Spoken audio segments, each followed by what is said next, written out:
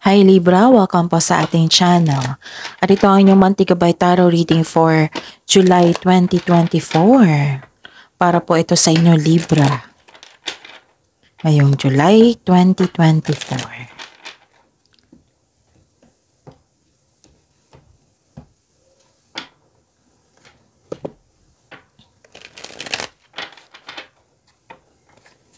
Gamitin ang reading na ito bilang gabay lamang.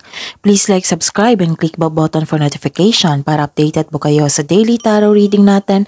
Maraming salamat po.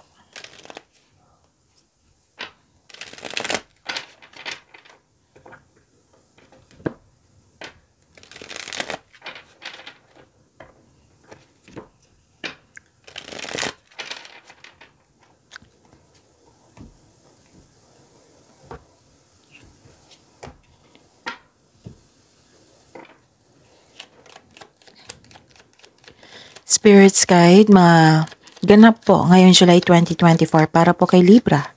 I need 3 cards po.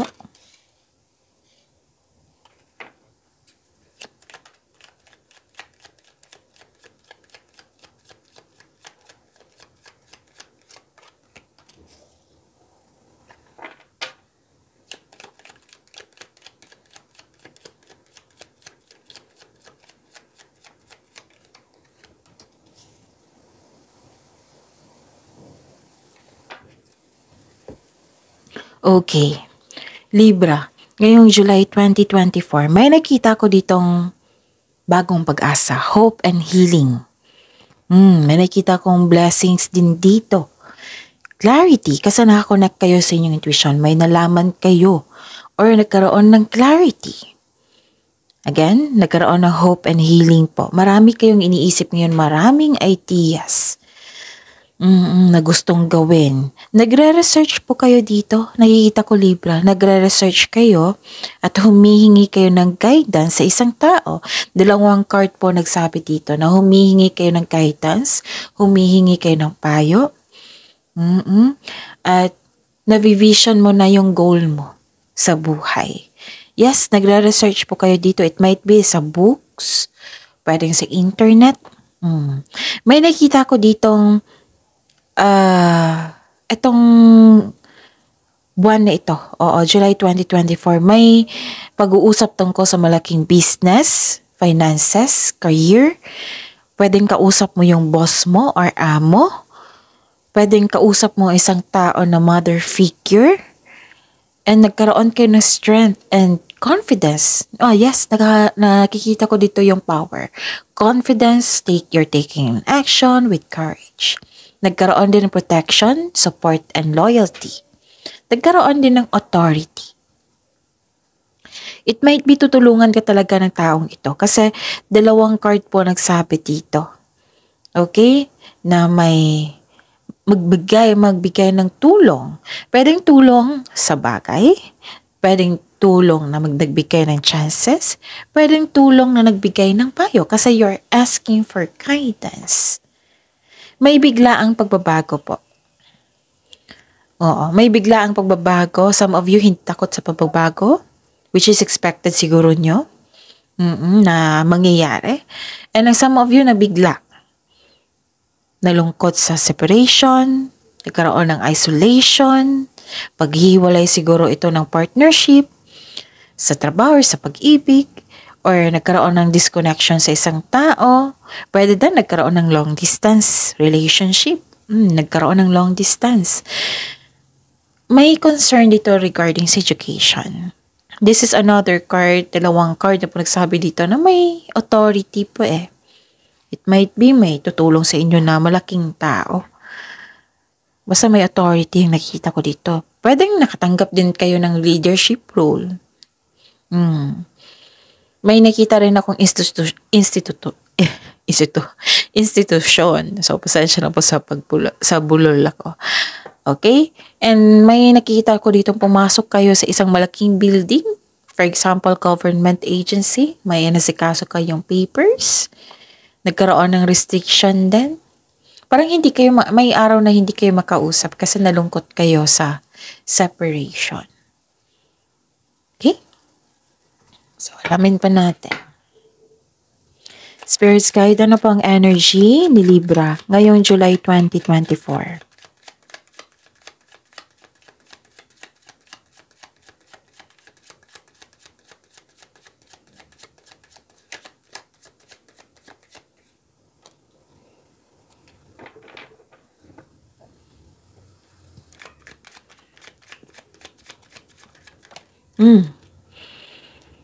Tumalon talaga siya, no? Okay.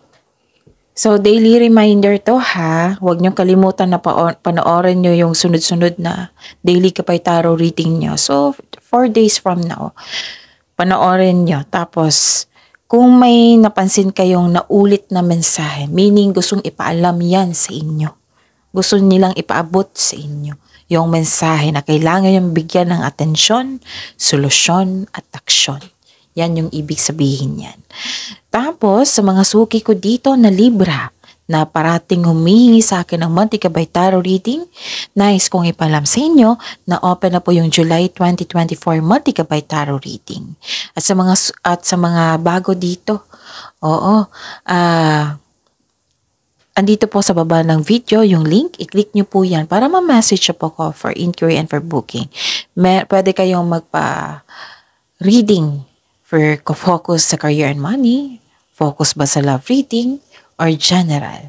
So, PM nyo po ako for schedule or for inquiry. Okay? Ayun. So, kamusta yung energy mo ngayon July 2024? What is this? Okay. May nakita ko ditong competition, rivalry. Si Air Signs kasi ayaw niya ng kompetisyon. Pero hindi talaga maiwasan natin yan Libra kung nakikita nila na magaling kayo. So expected natin yan eh. Kung nagkaroon kayo ng success, lalo na in public nalaman nila. It might be pwedeng healthy competition. Tingnan natin mamaya. Kung healthy competition is, ang saya niyan. Oo, gusto ko nga yan eh. Pero, ayun, like I told you na, hindi ko rin gusto yung competition. Pero kung healthy competition, gusto ko. Ang saya nga niyan. Oo. Pero kung yung unhealthy competition ako, ang sakit sa ulo niyan, di ba? Libra. Hindi natin maiwasan yan. Lalo na sa tingin nila na nakaangat ka sa kanila, may nakita nila yung success mo, may na-receive kayong blessing, so hindi yan maiiwasan lalo na nalaman nila, nakita nila. Okay? Hindi ka masaya sa ginagawa ng mga kapwa mo na nagkaroon ng kompetisyon, rivalry. Okay. May tuto sa inyong desisyon dito, parehas kayo ni Gemini. Tingnan natin mamaya kay Aquarius. Kasi may tutol rin sa desisyon. So, expected nyo ito ha. Parehas talaga kayo ng Gemini. I think air signs, tatlo kayo. Pag-ingat kayo sa taong mapanlinlang. Kasi posibleng may panlilinlang lalo na malapit sa iyo. May intense na pangyayari dito. May ganap po na away. Dahil sa hindi pagsasang-ayon ng isang grupo ng tao. Like for example, kasama mo sa trabaho. Pamilya, grupo yan. For example. Some of you nag-decide na magpatayo ng structure. For example, bahay. May ganap talaga na competition. For example, parati ko tong example kasi usually ganyan talaga ang mangyayari. Like for example, may kaibigan ka. Tapos nag-apply kayo ng trabaho. Tapos isang job position lang yung available. Alam niyang nag-apply din siya. Kasi gusto niya makipag-compete. Hindi mo talaga yung maiwasan yan, Libra. Or di kaya ginayang ninyo inyong negosyo kasi patok ito sa masa or ginaya yung strategy mo. Pero kung healthy yan, ang saya niyan. competition, healthy competition, ang saya niyan. Pero kung unhealthy, nako, mag-decide na kayo. Baka nagbigay talaga yan ng sakit ng ulo sa inyo. May annoying delays. Maiirita ka sa delay. Pero alam nyo naman, araw-araw ko yan sinasabi sa inyo na pagsikapan yung wag kayong mainis or masira ang mood nyo sa delay. Kailangan yung habaan yung pasensya nyo at intindihin na may dahilan yan. Make yourself busy. Darating din yan. Attract positivity para dumating na itong delay. Okay? Naanoy ka rin dito kasi may pangyayari na hindi mo na control. So, kailangan natin tanggapin yan. Challenge yan sa iyo. Oo, dyan mo makilala mo yung sarili mo na kaya ko ba i-handle itong sitwasyon na ito. Hindi ko na kontrolado ganon. Ayun. So, this card asks you to slow down and pay attention to details. Focus on one thing at a time. So, isa-isa lang. Huwag niyong i-rush, huwag niyong i-pressure yung sarili niyo. Kung gusto niyo i-pressure yung sarili niyo, then bigyan ng attention. Huwag niyo talagang baka ma-burnout kayo mainis kayo, ganun. So kung pwede iwasan niyo na maanoy sa mga nangyari, balakid, ganun. Okay? So that is normal talaga kahit saan, kahit kanino makaka-experience sa kompetisyon.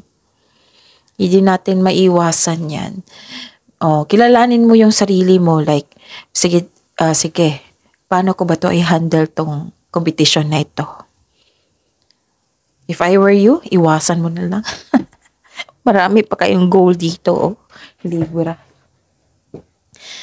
And don't worry, kasi may nakita naman ako moderation dito. Meaning nagkaroon ng balanse, pagkakaisa, and divine timing. Siguro, nag-pray kayo. Alam mo na yung gagawin mo. Kasi nakakuha ka ng inspiration dito And power. Power yung strength nyo. Confidence, courage. May realization, na-realize mo. Nagkaroon ng combination of forces. Yun nga, yung pagkakaisa. Don't worry, magiging maayos din ito. Nakita, nang sabi kasi ng card nyo dito. Like for example, may masungit kayong customers, syempre, ayun yung gagawin mo. Bigyan ng mahabang pasensya. Oo. Or masungit na amo or boss. Bigyan ng mahabang pasensya. Instead, magalit kayo sa kanya. Instead, lalabas yung mga negativity dyan sa mga salita. Ipag-pray mo na lang. And kung sa kaperahan ito, ang sabi po ng card dito, pay attention to your income at sa pagkasta. So, meaning to say, pagbalanse. Okay?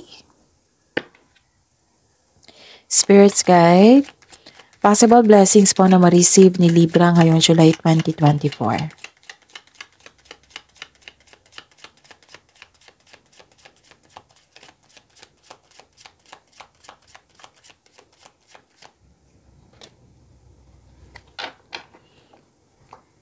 And the clarification po.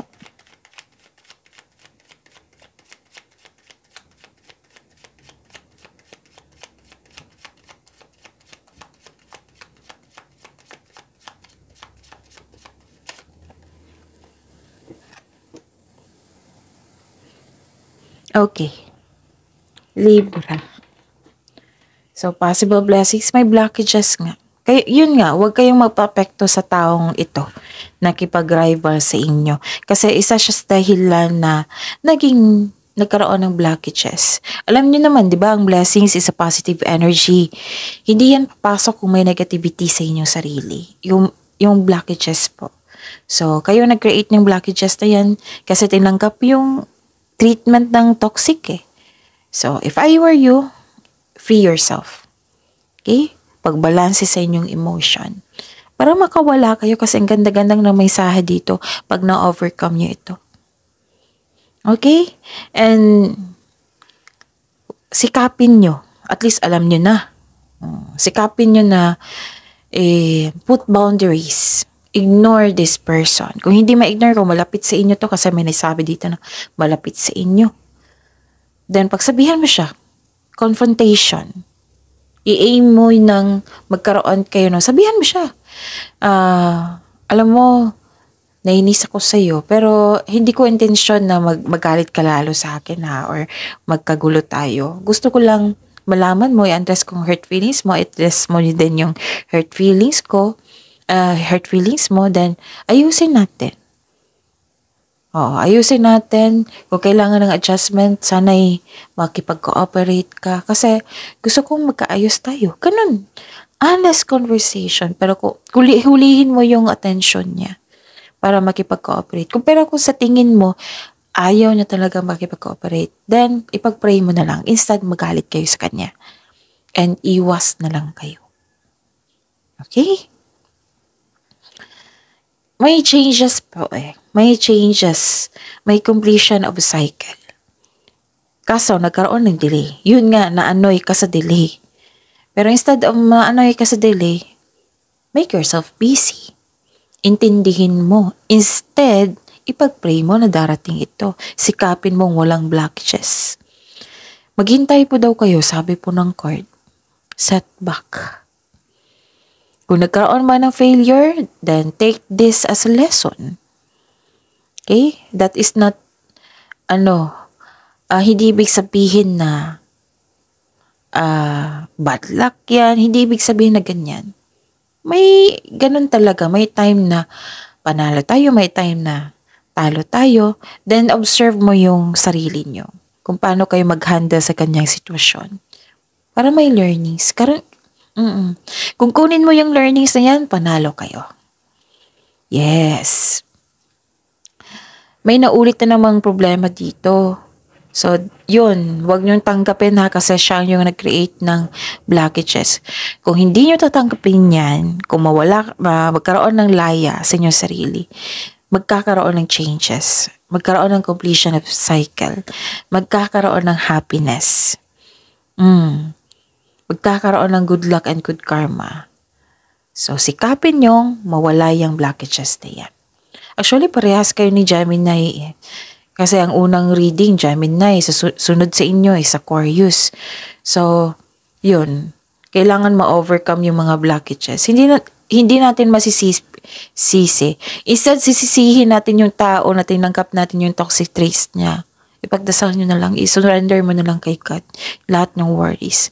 Tapos ipagdasal mo na may makukuha kang learnings para magamit mo sa future, di ba? Kasi learnings yan Ano pa? Kasi sabi mo na anoy ka sa delay, right? Tapos, another card naman nagsasabi dito na, naulit na naman na pinaalala sa inyo, mag-ingat talaga kayo sa isang tao na may maling paratang sa inyo na naging toxic sa inyo. Okay? Kasi dito pa lang may away na. Sikapin yung magtunggap.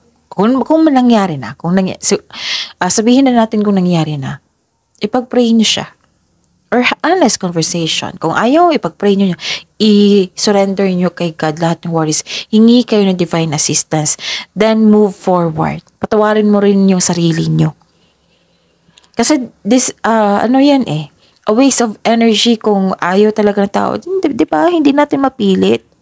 Kasi, malaya tayong pumili. Malaya tayong kung ano yung dapat natin nararamdaman. Di ba? Yung desisyon din natin. So, bigay mo na lang yung respect. Oo. Okay, gusto mo yan. Sige, go. Ako, ito gusto ko. Ganun, Libra. Another message na balansehan ang inyong trabaho. Pwedeng time ito pagbalanse sa time.